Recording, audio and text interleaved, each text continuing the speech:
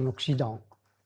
Mais on ne peut pas le comprendre dans un pays comme l'Algérie, qui a soif de participer à l'exercice politique, à l'exercice électoral, etc. Je cite encore les spécialistes. Selon eux, il y a essentiellement deux raisons.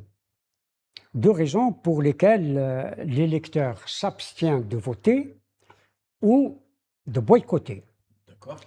La première raison, je crois qu'elle participe du taux extrêmement bas de la participation dans notre pays, c'est sa conviction ou seulement son impression que son vote est inutile.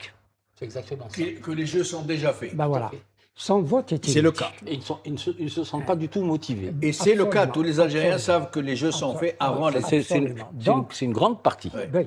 Donc, Il se dit, c'est pas la peine. l'électeur algérien est conscient qu'il n'a pas besoin de voter.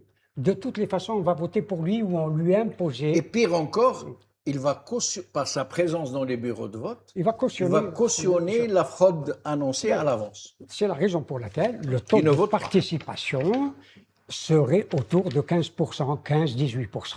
Pas davantage. Oui. La population ne s'est pas rendue dans les bureaux de vote. Ça, c'est une réalité que personne ne peut nier. Donc, et ils savent aussi, même si, comme cela est le cas, même s'il y a des votants, que leur vote ne changera strictement rien. Et c'est une réalité également. Oui.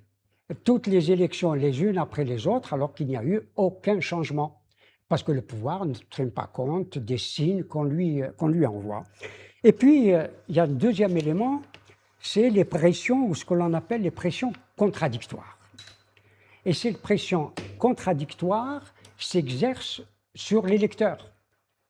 Et le pouvoir lance des éléments, des pressions contradictoires pour aller voter ou ne pas aller voter.